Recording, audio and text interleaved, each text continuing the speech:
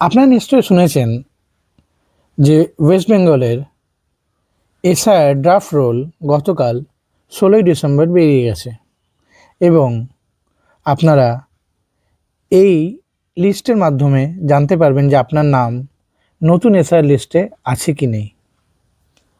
তো আমরা আজকে দেখে নেব যে অনলাইন আমরা কিভাবে এটা জানতে পারবো বা এটা চেক করতে পারবো যে আমাদের নাম নতুন এসআইআর লিস্টে আছে কি নেই।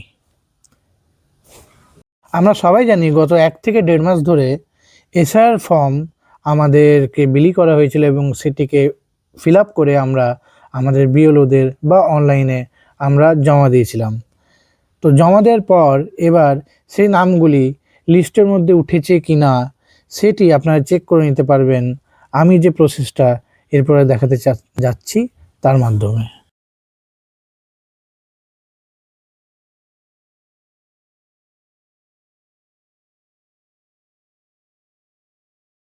তো চলুন শুরু করা যাক আমাদের সেই ভিডিও, যার মধ্যে থেকে আপনি জেনে নিতে পারবেন যে আপনারা কিভাবে চেক করবেন আপনাদের নাম নতুন এসআইআর লিস্টে আছে কি নেই।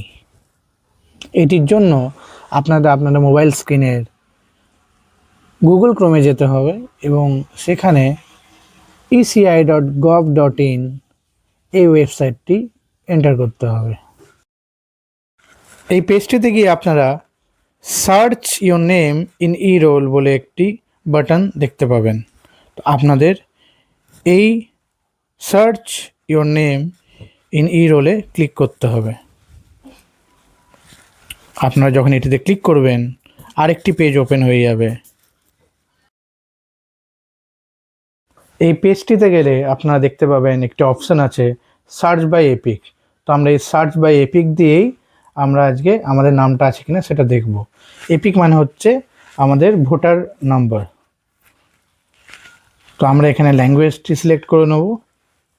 সব থেকে প্রথমে এখানে এতগুলি ল্যাঙ্গুয়েজ আছে, যার মধ্যে থেকে ওয়েস্ট বেঙ্গলের জন্য বাংলা আমরা সিলেক্ট করে নেব।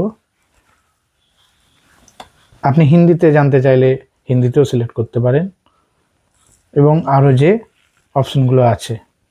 এরপর আমরা এখানে এপিক নাম্বারে এখানে আমাদের ভোটার নাম্বারটি দেব, যেটি ভোটার কার্ডের মধ্যে আছে। তো আমি এখানে ভোটার নাম্বারটা দিয়ে দিলাম।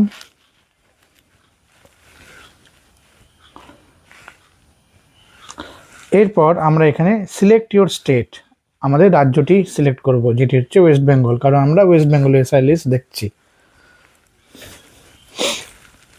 আমরা এখানে ওয়েস্ট বেঙ্গল সিলেক্ট করব। আর তারপর আমাদের এখানে যে ক্যাপচাটি দেখাচ্ছে সেই ক্যাপচাটি আমরা এখানে লিখব, একদম হুবহু সেই ক্যাপচাটি, অর্থাৎ এই ক্যাপচাতে যা লেখা আছে সেটি আমরা এখানে লিখে দেব। আমি ক্যাপচাটা দিলাম।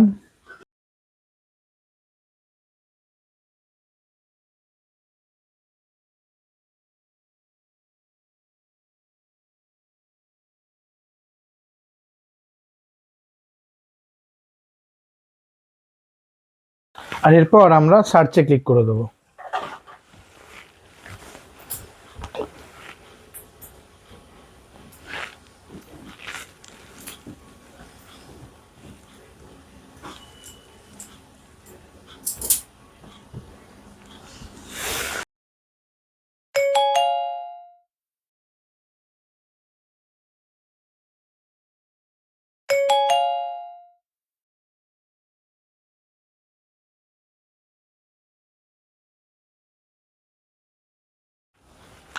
সার্চে ক্লিক করতেই আপনাদের যে আমি নাম্বারটা দিয়েছি তার ডিটেলসটা, অর্থাৎ যদি এসআইআর লিস্টে নাম থাকে তাহলে সেই ডিটেলসগুলো এখানে আমরা দেখতে পাবো।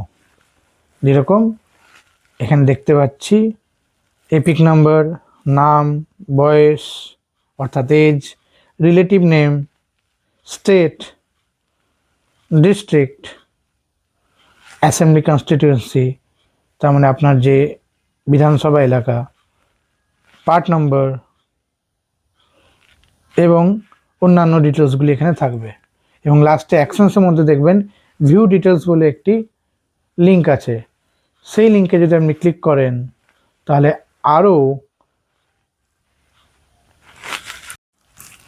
ডিটেলস আপনারা দেখতে পাবেন এই লিঙ্কে ক্লিক করার পর, যেটি আরেকটি অন্য পেজে আপনাকে নিয়ে যাবে এবং সেখানে আপনার সব ডিটেলসগুলি দেখাবে, যেরকমটি এখানে দেখা যাচ্ছে।